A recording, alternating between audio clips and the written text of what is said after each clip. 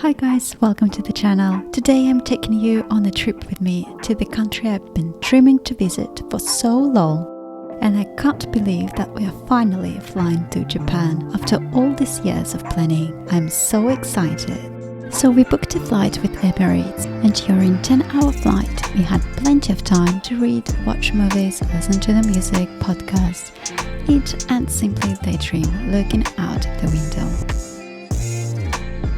Shortly after takeoff, we got this cute pochette as a gift with an eye mask, toothbrush and socks. Well, actually it's the first time I got it on a long-haul flight with Emirates, so it's a nice surprise, I must admit.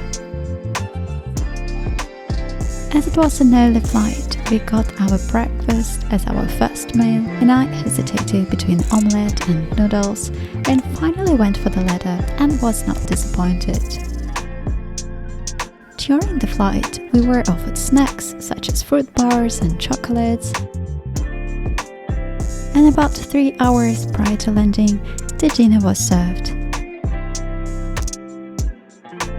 So we landed at about 10 p.m. and the airport was not busy at that time. And we went quickly through the customs, got our luggage, and voila, we are in Tokyo! To get to the hotel, we took a taxi. It was a pretty quick ride. Our hotel, located in Ginza, was not very far from Haneda Airport, which was very convenient. So the hotel kindly upgraded us to a triple room, and I made a room tour for you here. So here is a bathroom, rather spacious for Tokyo, I think. The room is pretty decent too, clean with enough space for 2 people and 2 big suitcases. Although it was 1 a.m. in Tokyo, it was still an early afternoon in our time zone. So we went for a quick walk around the hotel to get the taste of Tokyo, pinching ourselves that we finally made it. We came across the only open restaurant in the area and had lovely dinner, or breakfast shall I say. Well, on our way back home, we went to 7-Eleven, located just across the street from our hotel, bought some water and got absolutely overwhelmed with the food variety in the store. Next morning, we continued walking around Ginza, as our train to Kyoto was only in the afternoon. While walking around the area, I had a very mixed feeling of being in Paris, as there were a lot of French brands, a lot of shop names were written in French, so it was some kind of déjà vu. We had some tea and delicious cheesecake in the bakery across the street, and later on we found out that it's known as the oldest bakery in Japan, so it's definitely worth a visit or two.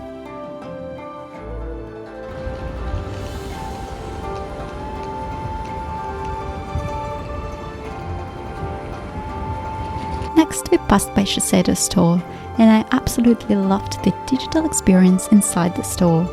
What a fun way to learn more about the products.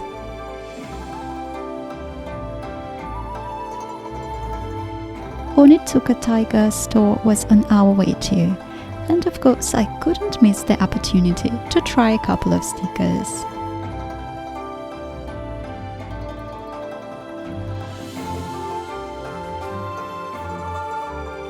If you're on the hunt for quality basics, then a 12-story Uniqlo store in Ginza is not to be missed.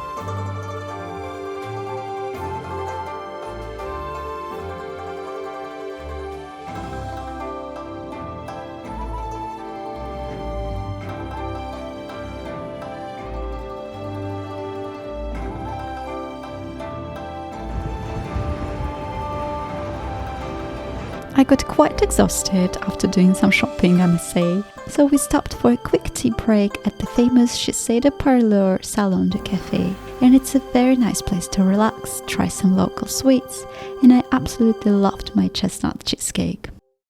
Shortly after, we got to Tokyo Station, which was about 10 minutes drive from our hotel. We bought our Shinkansen tickets to Kyoto and spent another 2 hours looking out of the window, so not quite realizing we are in Japan. And I hope you guys like this first part of our Japanese adventure.